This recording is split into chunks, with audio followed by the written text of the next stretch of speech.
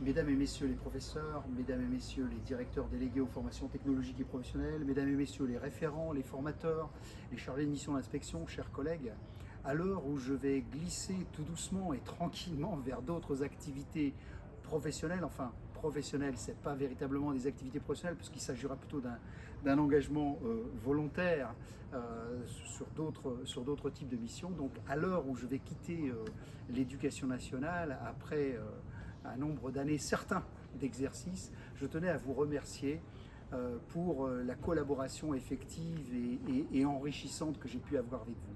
Si j'ai pris autant de plaisir à travailler dans cette académie avec vous tous, les professeurs, les chefs de travaux, les chargés de mission d'inspection, si j'ai pris autant de plaisir, c'est parce que de votre côté, vous m'avez donné cette envie-là.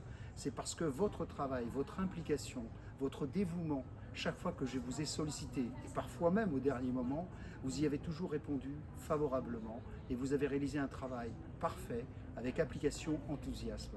Quelquefois, il y a eu, avec certains d'entre vous, des relations tendues, mais ça fait partie des choses normales du métier. En tout cas, moi, je me suis complètement épanoui dans cette académie grâce à vous. Et avant de partir, je tenais toutes et tous à vous remercier très sincèrement et très vivement pour la qualité du travail que vous avez pu donner dans toutes ces années-là. Vous êtes des personnes convaincantes, convaincues, enthousiastes, impliquées. C'est extrêmement agréable pour un inspecteur comme moi, pour un petit inspecteur comme moi, d'avoir autant de personnes de talent avec soi. Merci à tous et au plaisir de vous revoir dans d'autres contextes ou dans d'autres académies. Où je suis en réunion avec vous, et j'ai profité de cette réunion-là pour vous saluer et puis vous dire quelques mots quand même sur la manière dont j'ai fonctionné avec vous et pour vous tout au long de ces années. Si vous voulez, dans le métier d'inspecteur, il y a quelque chose qui est très intéressant à pratiquer, c'est ce que je résume en 3 mots. Avoir de la considération pour les personnes, leur donner du plaisir et les accompagner. En tout cas, moi, ça a tout le temps été les éléments sur lesquels je me suis installé et j'ai conduit ma manière de travailler avec vous. Et je ne l'ai pas comme ça inventé, sorti de nulle part, c'est parce que ça m'est arrivé aussi et parce que dans ma carrière, à certains moments, à 3 moments différents, il y a des personnes qui se sont intéressées à moi et qui m'ont donné envie de faire les choses. Et je me suis dit, finalement, ce qu'elles ont fait là, ces personnes-là, si tu le faisais dans ton métier d'inspecteur, ça serait quand même diablement plus intéressant. Je dis diablement, parce que ça montre l'ampleur, également la difficulté de se tenir sur ce niveau-là. Je vous prends 3 exemples pour que vous me connaissiez un petit peu mieux. Quand j'étais professeur, débutant, professeur contractuel, au fin fond du Charolais, dans un tout petit lycée, 23 ans, des élèves de 20 ans, peu d'écart, des mots sur ma voiture, des trucs comme ça, enfin, j'étais là en touriste. Résultat au bac, 50% d'élèves en situation d'échec. Donc l'année d'après, renommé professeur contractuel, mais un inspecteur est venu me voir. Alain Serré, que certains peut-être connaissent, qui me dit, mais monsieur Diry, ce que vous faites c'est pas mal, mais vous êtes là pour faire quoi? Vous êtes là pour vous ou vous êtes là pour les élèves? Et pour engager la discussion comme ça, et puis il m'a dit, ben voilà, soit vous voulez être un aventurier et profiter pleinement de la vie, ou vous voulez vraiment vous investir. Réfléchissez, mais passez le concours. Donc je passe le concours, je passe en même temps le CAPET et le PLP, j'obtiens les 2 concours, je reviens comme stagiaire dans l'académie, et là il revient me voir et il me dit, alors maintenant, vous croyez que tout est acquis, il faut vous mettre à travailler. Et donc je me suis mis à travailler, j'ai pris intérêt pour les élèves, j'ai fait attention à ce que je faisais avec les élèves, et les 3 années de suite qui ont suivi, 100% de réussite sur les élèves.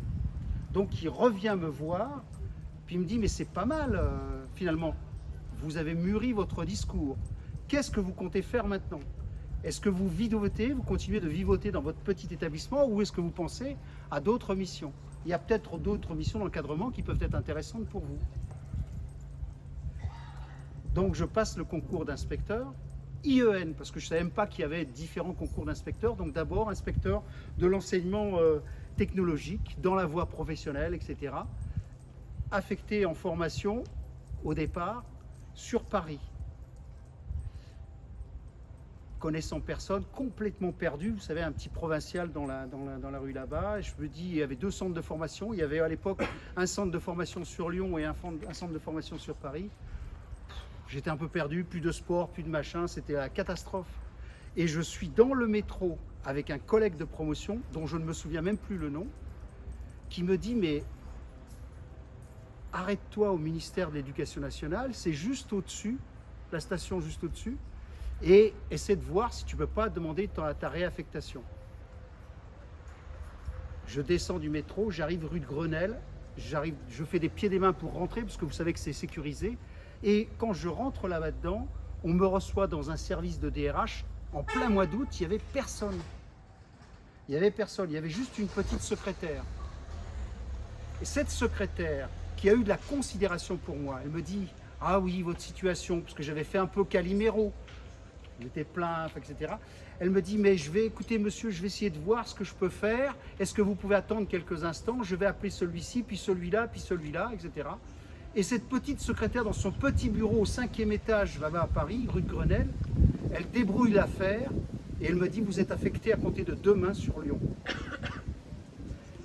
Sa considération pour moi, qui ne la connaissais pas, j'ai trouvé ça remarquable. Je ne me souviens plus de son nom et je le regrette. J'ai trouvé que son travail d'assistante avait été remarquable. Et je me suis dit, si un jour tu as un métier d'encadrement, fais attention à toutes ces personnes-là. Prends le temps de les saluer, prends le temps de les connaître, prends le temps de les écouter. Parce que ces personnes-là, elles déclenchent chez vous quelque chose comme ça. Et donc, je passe le concours je termine ma formation sur Lyon, et puis ensuite, je suis affecté dans une académie, et là, je rencontre un autre inspecteur qui m'apprend les ficelles du métier, comment mobiliser des équipes, etc., et qui me dit, Jean-Charles, ce métier, tu verras, il est faramineux. Par contre, tu ne peux pas le faire tout seul, et tu ne peux pas le faire contre les professeurs. Crée des équipes, crée des repères, crée des liens, crée des relations, attache-toi les services des personnes, et surtout, accompagne-les dans leurs projets de carrière. Et tu verras, ils vont te le rendre au centuple. Et moi, c'était ce que j'ai essayé de faire à ma petite échelle dans l'Académie de Lyon. D'abord, on a créé ici une équipe de formateurs. Quand je suis arrivé à Lyon, il n'y avait pas de formateurs. Il n'y en avait pas il y a 10 ans. Vous êtes des formateurs. Il n'y avait pas de site internet. Il n'y avait pas de message hebdo. Il n'y avait pas de chargé de mission d'inspection. Ça n'existait pas dans cette académie-là. Et tout doucement, pas tout seul, avec mes collègues, on a constitué une équipe, etc. Et j'ai continué de dire, considérer les personnes, donner du plaisir aux personnes, accompagner les personnes et faire en sorte qu'elles soient bien dans leur basket, qu'elles aient envie de donner le meilleur d'eux-mêmes. Et vous là, tous ici, c'est ce que vous avez fait de manière très très régulière, que ce soit des assistantes, je vois Dominique Laporte, je vois Edwige, vous avez toujours été là, à mes côtés, pour donner le meilleur de vous-même. Et c'est ça qui est remarquable dans notre métier, c'est qu'on est avec des humains. Et si on ne considère pas l'humain, on perd tous. Par contre, si on prend attention, si on est à l'écoute, eh bien, on le reçoit au centuple. Et moi, aujourd'hui, ce que je voulais simplement, c'est vous remercier. Parce que peut-être que j'ai déclenché chez vous quelque chose qui fait que vous avez voulu faire plus. Mais vous avez rendu 10 fois ce que je vous ai donné sur la manière dont vous avez fait ce que je vous ai demandé. Et c'est hyper agréable pour un inspecteur. C'est très, très agréable. Donc voilà, c'est un immense merci que je voulais vous apporter aujourd'hui. J'ai revu des collègues, Hassan, ça fait des années que je ne t'avais pas vu, d'accord? Mais ça me fait énormément plaisir de vous voir aujourd'hui présent ici. Et puis je terminerai par ce petit mot-là, à dire que finalement, notre système éducatif, ça c'est un peu le politique qui parle, parce que je vais glisser sur des missions un peu dans ce sens-là. Notre système éducatif, tout le monde l'a décrié, tout le monde l'a critiqué. Et le critique encore, on regarde les indicateurs, on regarde les taux de réussite, et on tire à boulet rouge, les profs ceci, les vacances cela. Mais tous les matins, combien de parents laissent aller leurs enfants à l'école en toute sécurité? Combien de personnes ont un emploi parce que l'école a développé chez eux des compétences, parce que l'école les a formés? Donc on a un système éducatif en France quand même qui ne fonctionne pas si mal que ça. On se plaint de telle et telle chose, effectivement, mais ça ne fonctionne pas si mal que ça. Et grâce à qui? Grâce à vous. Les cadres, nous, on est simplement là pour fluidifier, ajuster. Mais s'il n'y a pas les professeurs dans les classes, s'il n'y a pas les chefs de travaux pour organiser, ça ne fonctionne pas. S'il n'y a pas les assistantes pour donner un coup de main, s'il n'y a pas les responsables, etc., ça ne fonctionne pas. Donc nous sommes sur un système éducatif qui fonctionne plutôt bien, et vous pouvez être fiers du système éducatif dans lequel vous êtes, et vous pouvez être fiers du travail que vous faites. Donc permettez-moi, pour ma dernière journée de travail ici, de vous applaudir et de vous dire merci.